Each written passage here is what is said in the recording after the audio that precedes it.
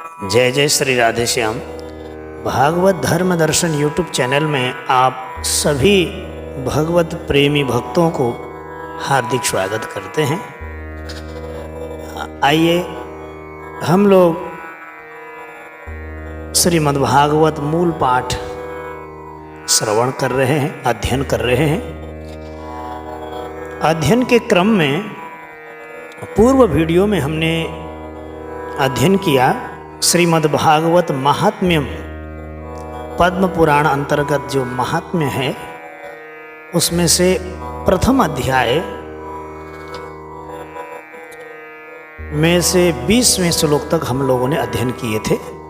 20 श्लोक तक हमने अध्ययन किए, तो आइए विलंब ना करते हुए 21वें श्लोक की ओर बढ़ते हैं। और यदि आप लोग इस वीडियो को शेयर करना चाहें तो शेयर भी कर सकते हैं, ताकि सभी को इसका लाभ प्राप्त हो सके, सभी का कल्याण हो, सभी अध्ययन कर सके, सभी को भागवत की कृपा प्राप्त हो। तो आइए देर न करते हुए 21वें श्लोक में हम लोग प्रवेश करते हैं। तो 21वें श्लोक में लिखा है, ध्यान देना, सप्ताहेन श्रुतं चैतत्, सप्ताहेन श्रुतं चैतत् सर्वथा मुक्तिदायकम्। सप्ताहेन श्रुतं चैतत् सर्वथा मुक्तिदायकम्। फिर दूसरे लाइन में कहते हैं, सनकाद्यैः पुरा प्रोक्तं नारदाय दयापरे। सनकाद्यैः पुरा प्रोक्तं नारदाय दयापरैः। तो सनकाद्यैः पुरा प्रोक्तं नारदाय दयापरेः। तो श्लोक कैसे बोलना है हमको? सप्ताहेन श्रुतं चैतत् सर्वथा मुक्तिदायकम्, सनकाद्यैः पुरा प्रोक्तं नारदाय दयापरैः।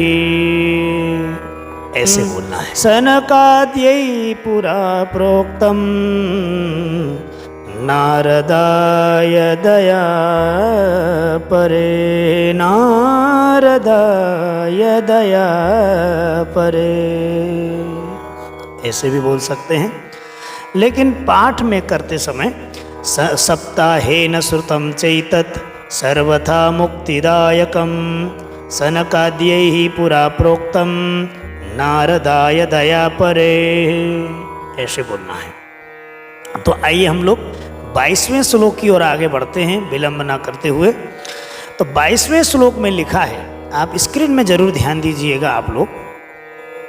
तो 22वें श्लोक में लिखा है, यद्यपि ब्रह्म संबंधाच, ध्यान देना, यद्यपि ब्रह्म संबंधाच, आधा च बोल देना है, श्रुतमेतत् सुरर्षिणा।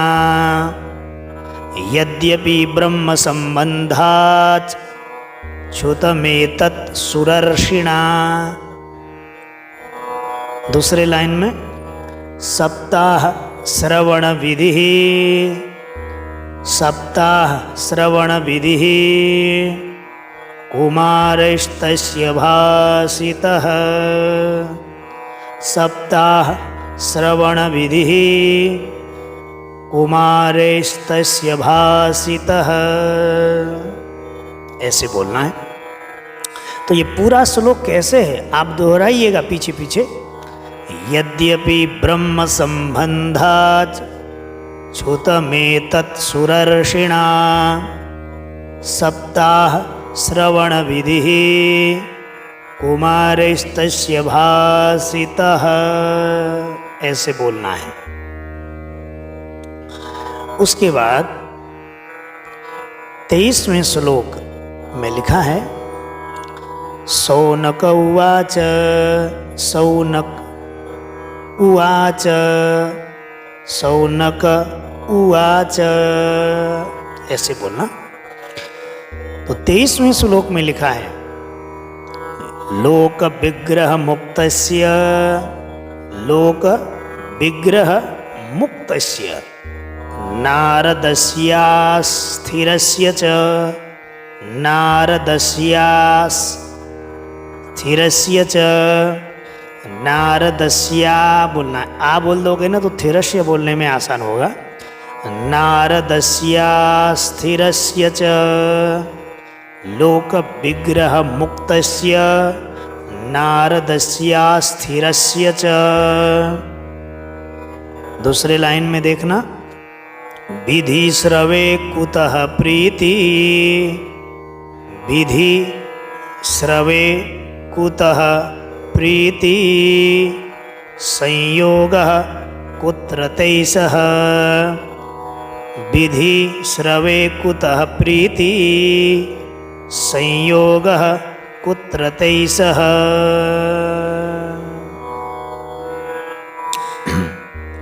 23वें श्लोक को कैसे बोलना है पूरा ध्यान दें। 23वें श्लोक को, लोक विग्रह मुक्तस्य नारदस्यास्थिरस्य च विधि श्रवे कुतः प्रीति संयोगः कुत्र तैसः, ऐसे उच्चारण करना है। आइए 24वें श्लोक की ओर पढ़ते हैं। तो 24वें श्लोक में सूत जी कह रहे हैं, सूत उवाच, सूत उवाच। सूत जी कह रहे हैं, क्या कह रहे हैं देखो, अत्र ते कीर्तयिष्यामि, अत्र ते कीर्तयिष्यामि भक्तियुक्तं कथानकम्, अत्र ते कीर्तयिष्यामि भक्तियुक्तं कथानकम्, अत्र ते कीर्तयिष्यामि भक्तियुक्तं कथानकम्, सुखेन मम यत् प्रोक्तं रहस्यं विचार्य च, ऐसे बोलना है। तो सुखेन मम यत् प्रोक्तं रहस्यं विचार्य च। तो 24वें श्लोक को कैसे बोलना है, अत्र ते कीर्तयिष्यामि भक्तियुक्तं कथानकम्, सुखेन मम यत् प्रोक्तं रहस्यं विचार्य च, ऐसे बोलना है। फिर आइए हम लोग 25वें श्लोक की ओर बढ़ते हैं। तो सूत जी व्याख्या करते हैं, एकदा ही विशालायाम, एकदा ही विशालायाम चत्वार ऋषयो मला, एकदा ही विशालायाम चत्वार ऋषयो मला, खंडकार ऋषयो मला, एकदा ही विशालायाम चत्वार ऋषयो मला। दूसरे लाइन में, सत्संगार्थम समायाता ददृशुस्तत्र नारदम, ददृशुस्तत्र नारदम। ध्यान दें, प्रारंभ में जब भी आप उच्चारण करें ना, तो जो आकार का है ना, आकार, आ का उच्चारण हमेशा मुंह खोल करके करें ताकि उसका स्पष्टीकरण आ जाए। जैसे सत्संगार्थम आ है, समायाता स्पष्ट हो जाएगा। तो कैसे बोलना है, सत्संगार्थम समायाता ददृशुस्तत्र नारदम, ऐसे बोलना है। तो 25वें श्लोक तक हम अध्ययन कर चुके हैं। आइए हम लोग अब 26वें श्लोक की ओर बढ़ते हैं। तो 26वें श्लोक में लिखा है कुमारा ऊचुहु, कुमारा ऊचुहु विसर्ग है, अक्षरों का ध्यान दे विशेष करके। कुमारा ऊचुहु, तो क्या कह रहे कुमार जी? कथम ब्रह्मन दीनमुखः कुतश्चिन्तातुरो भवान्। कथम ब्रह्मन दीनमुखः कुतश्चिन्तातुरो भवान्। कथम ब्रह्मन दीनमुखः कुतश्चिन्तातुरो भवान्। दूसरे लाइन में कहते हैं त्वरितं गम्यते कुत्र कुतश्चागमनं तव। तो ये श्लोक कैसा है? 26वें श्लोक को देखो। कथम ब्रह्मन् दीनमुखः कुतश्चिन्तातुरो भवान्। त्वरितं गम्यते कुत्र कुतश्च आगमनं तव। कुतश्चागमनं तव, कुतश्चागमनं तव।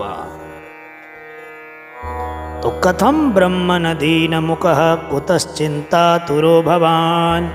त्वरितं गम्यते कुत्र कुतश्चागमनं तव।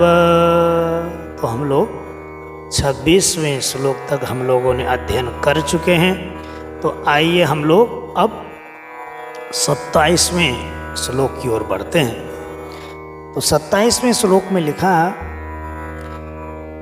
इदानीम इदानीं शून्यचित्तोऽसि। इदानीं शून्यचित्तोऽसि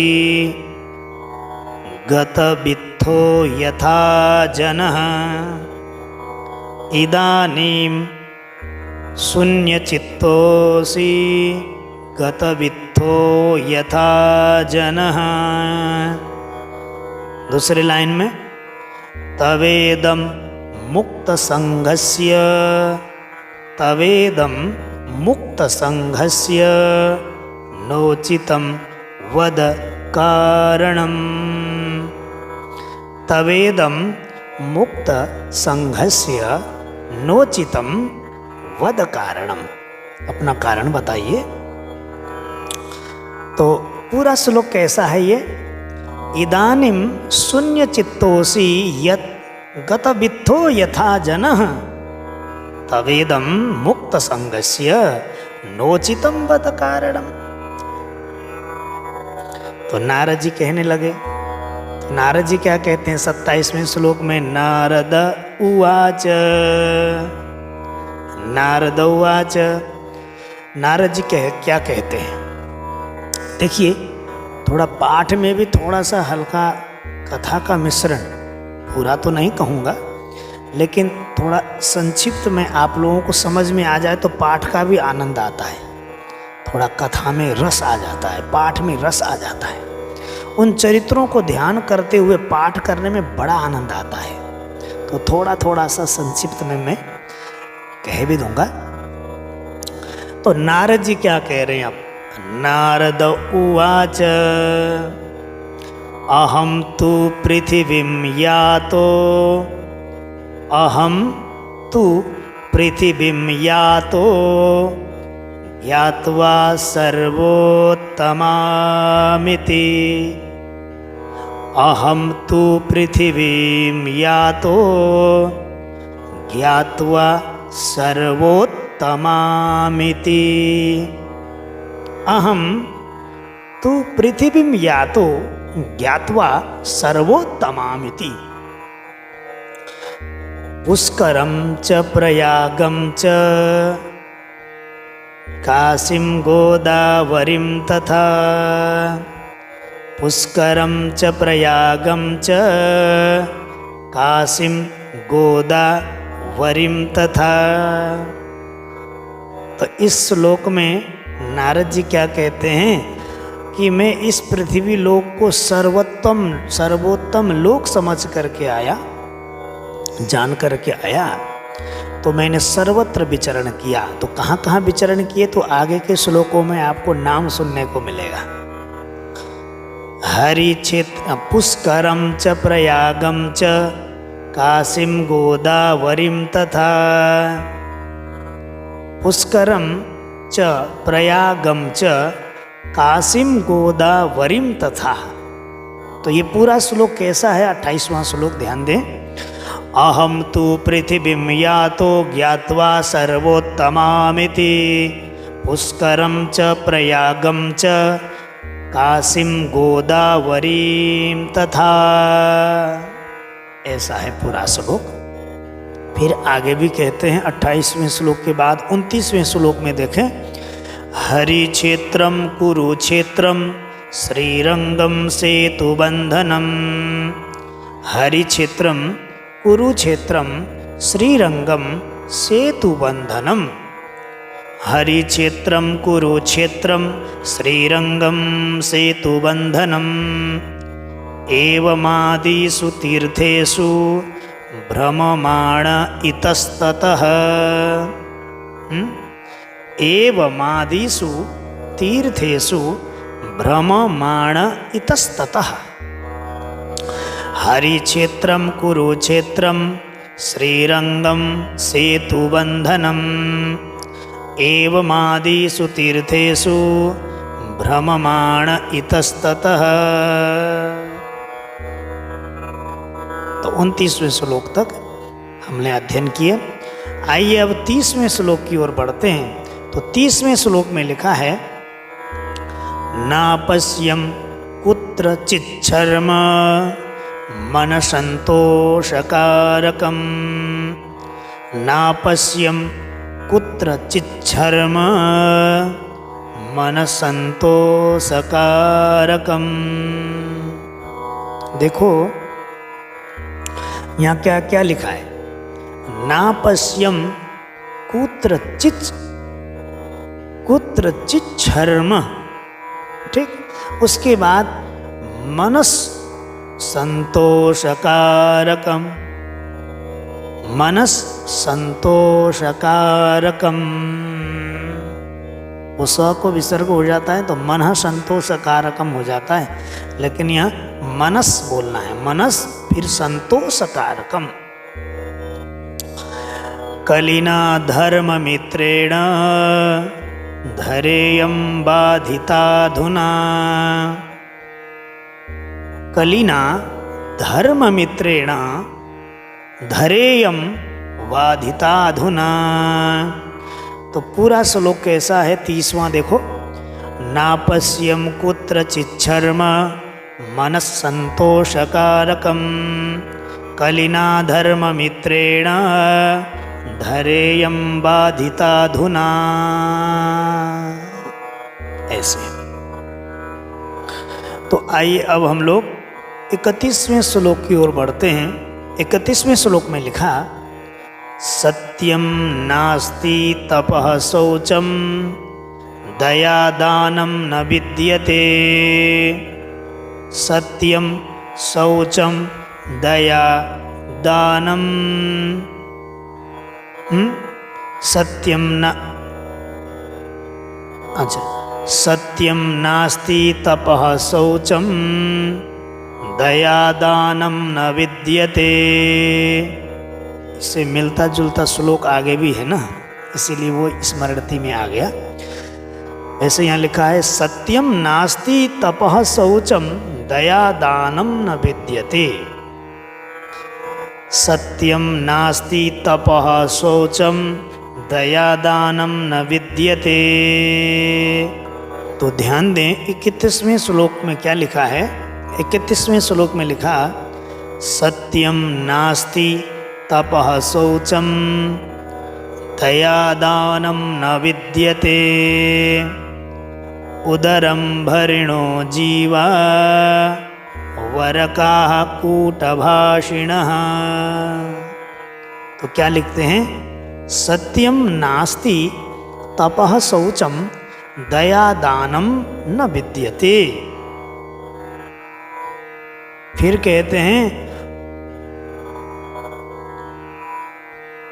उदरम भरिणो जीवा वरका कूटभाषिण। तो उदरम भरिणो जीवा वरका कूटभाषिण। तो 31वें श्लोक तक हम लोगों ने अध्ययन किए। तो आइए अब हम लोग आगे के श्लोक की ओर बढ़ते हैं। 32वें श्लोक में लिखा है मंदा सुमंद मतयो मंद भाग्या युपद्रुताः। मंदा सुमंद मतयो मंद भाग्या युपद्रुताः। पाखंड निरताः सन्तो विरक्ता सपरिग्रह। तो ध्यान दें 32वें श्लोक में क्या लिखते हैं। मंदा सुमंद मतयो मंद भाग्या ह्युपद्रुताः। पाखंड निरता सन्तो विरक्ता सपरिग्रह। मंदा सुमंद मतयो मंद भाग्या ह्युपद्रुताः। पाखंड निरता संतो विरक्ताः सपरिग्रह। उसके बाद 33वें श्लोक में देखो तरुणी प्रभुता गेः श्यालको बुद्धिदायकः। तरुणी प्रभुता गेः श्यालको बुद्धिदायकः। कन्या विक्रयणो लोभात् दंपतीनां च कल्कनम्। कन्या विक्रयणो लोभात् दंपतीनां च कल्कनम्। ऐसे बोलना है। फिर आगे 34वें श्लोक में आश्रमा यवनैरुद्धास। आश्रमा यवनैरुद्धास तीर्थानि सरितस्तथा। आश्रमा यवनैरुद्धास तीर्थानि सरितस्तथा। देवतायतनान्यत्र दुष्टैर्नष्टानि भूरिशः। देवतायतनान्यत्र दुष्टैर्नष्टानि भूरिशः। ऐसे बोलना है 34वां श्लोक। तो 35वें श्लोक में लिखते हैं न योगी नैव सिद्धो वा न ज्ञानी सत्क्रियो नरः। क्या लिखते हैं। न योगी नैव सिद्धो वा न ज्ञानी सत्क्रियो नरः। कलिदावान लेनाद्य कलिदावान लेनाद्य साधनं भस्मतां गतम्। कलिदावान लेनाद्य साधनं भस्मतां गतम्। तो पूरा श्लोक कैसा है 35वां देखिए। न योगी नैव सिद्धो वा न ज्ञानी सत्क्रियो नरः। कलिदावान लेनाद्य साधनं भस्मतां गतम्।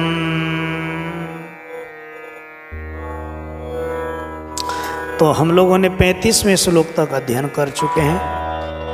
तो आइए हम लोग 36वें श्लोक में प्रवेश करते हैं।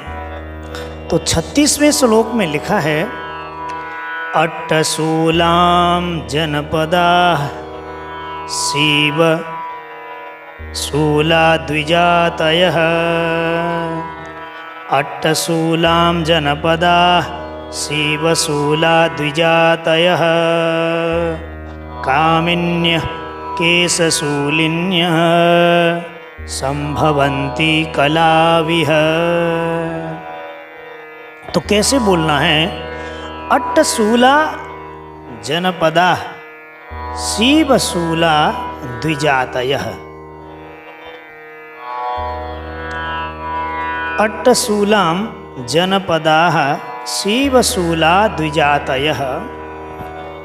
कामिन्यः केशशूलिन्यः संभवन्ति कलाभिः। तो कैसे बोलेंगे हम? अट्टशूलां जनपदा शिवशूलां द्विजातयः कामिन्यः केशशूलिन्यः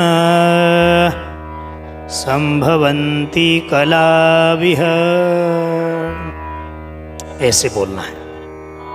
पुनः दोहराता हूँ मैं, ध्यान देना। अट्टशूला जनपदा शिवशूला द्विजातयः कामिन्यः केशशूलिन्यः संभवन्ति कलाभिः। ऐसे बोलना है। उसके बाद 37वें श्लोक में लिखते हैं, एवं पश्यन् कलेर्दोषान् एवं पश्यन् कलेर्दोषान् पर्यटन्नवनीवहम्।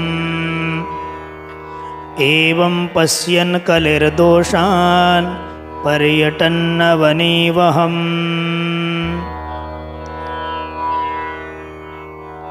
एवं पश्यन् कलेर्दोषान् पर्यटन्नवनीमहम्। यामुनं तटमापन्नो यत्र लीला हरेरभूत्। यामुनं तटमापन्नो यत्र लीला हरेरभूत्। तो मैं पुनः दोहराता हूँ 37वें श्लोक को देखिएगा। एवं पश्यन् कलेर्दोषान् पर्यटन्नवनीमहम्। यामुनं तटमापन्नो यत्र लीला हरेरभूत्। ठीक है, तो आइए आगे बढ़ते हैं। 38वें श्लोक की ओर हम लोग बढ़ते हैं आगे। तो 38वें श्लोक में लिखा है, तत्राश्चर्यं मया दृष्टं तत्राश्चर्यं मया दृष्टं श्रूयतां तन्मुनीश्वराः। तत्राश्चर्यं मया दृष्टं श्रूयतां तन्मुनीश्वराः। एका तु तरुणी तत्र निषण्णा खिन्नमानसा। एका तु तरुणी तत्र निषण्णा खिन्नमानसा। तो ध्यान दें 38वें श्लोक को। तत्राश्चर्यं मया दृष्टं श्रूयतां तन्मुनीश्वराः। एका तु तरुणी तत्र निषण्णा खिन्नमानसा। तो कैसे बोलेंगे हम? 38वें श्लोक को पुनः दोहराता हूँ, ध्यान दें। तत्राश्चर्यं मया दृष्टं श्रूयतां तन्मुनीश्वराः। एका तु तरुणी तत्र निषण्णा खिन्नमानसा। ठीक है, चलो अब आगे बढ़ते हैं। 39वें श्लोक में प्रवेश करते हैं। तो लिखते हैं, वृद्धौ द्वौ पतितौ पार्श्वे। वृद्धौ द्वौ पतितौ पार्श्वे। वृद्धौ द्वौ पतितौ पार्श्वे निश्वसन्तावचेतनौ। निश्वसन्तावचेतनौ। वृद्धौ द्वौ पतितौ पार्श्वे निश्वसन्तावचेतनौ। शुश्रूषन्ति प्रबोधन्ति। शुश्रूषन्ति प्रबोधन्ति। प्रबोधन्ति वो है, ठीक है। तो शुश्रूषन्ति प्रबोधन्ति रुदति च तयोः पुरः। शुश्रूषन्ति प्रबोधन्ति रुदति च त्वयो पुरः। ध्यान दें, वृद्धौ द्वौ पतितौ पार्श्वे निःश्वसन्तावचेतनौ शुश्रूषन्ति प्रबोधन्ति रुदति च तयोः पुरः। तो पूरा श्लोक को कैसे बोलना है, ध्यान दो। वृद्धौ द्वौ पतितौ पार्श्वे निःश्वसन्तावचेतनौ शुश्रूषन्ति प्रबोधन्ति रुदति च तयो पुरः। ऐसे बोलना है, ठीक है ना। अब आगे 40वें श्लोक में हम लोग प्रवेश करते हैं। दश दिक्षु निरीक्षन्ति, दश दिक्षु निरीक्षन्ति रक्षितारं निजं वपुः। दश दिक्षु निरीक्षन्ति रक्षितारं निजं वपुः। फिर विज्यमाना शतस्त्रीभिर्, विज्यमाना शतस्त्रीभिर्, ठीक है, बोध्यमाना मुहुर्मुहुः। विज्यमाना शतस्त्रीभिर् बोध्यमाना मुहुर्मुहुः। ऐसे बोलना है। तो 40वें श्लोक को कैसे बोलना है, देखो। दश दिक्षु निरीक्षन्ति रक्षितारं निजं वपुः। विज्यमाना शतस्त्रीभिर् बोध्यमाना मुहुर्मुहुः। ऐसे बोलना है। तो आइए 41वें श्लोक में प्रवेश करते हैं। 41वें में लिखा है, दृष्ट्वा दुरागतः सोऽहं, दृष्ट्वा दुरात गतः। दुरात बोलना है पहले, क्योंकि आदत द है ऊपर। तो दृष्ट्वा दुरात गतः सोऽहं, यहाँ रुकना है। कौतुकेन तदन्तिकं, दृष्ट्वा दुरात गतः सोऽहं कौतुकेन तदन्तिकं। मां दृष्ट्वा चोत्थिता बाला बिह्वला चाब्रवीत् वचः। मां दृष्ट्वा चोत्थिता बाला बिह्वला चाब्रवीत् वचः। तो ऐसे बोलना है। और आगे के वीडियो में हम बालौवाच भोभो साधु क्षणम तिष्ठ, आगे के वीडियो में हम लोग ज़रूर अध्ययन करेंगे। तो मैं यहाँ से विदा लेता हूँ। इसी प्रकार से आप लोग अध्ययन करिए, नित्य प्रति 2-3 बार सुनिए और इसको श्रीमद् भागवत रख करके आप अध्ययन करिए, तो आपको अवश्य लाभ मिलेगा। जल्दी से आप लोग पाठ तैयार कर सकते हैं। और यदि आप लोगों को इस वीडियो को यदि शेयर करना है तो शेयर कर सकते हैं, ताकि सभी लोगों को इसका लाभ मिल सके। सर्वे भवन्तु सुखिनः, सर्वे सन्तु निरामया, सर्वे भद्राणि पश्यन्तु, मा कश्चित् दुःखभाग् भवेत्। ओम शांति।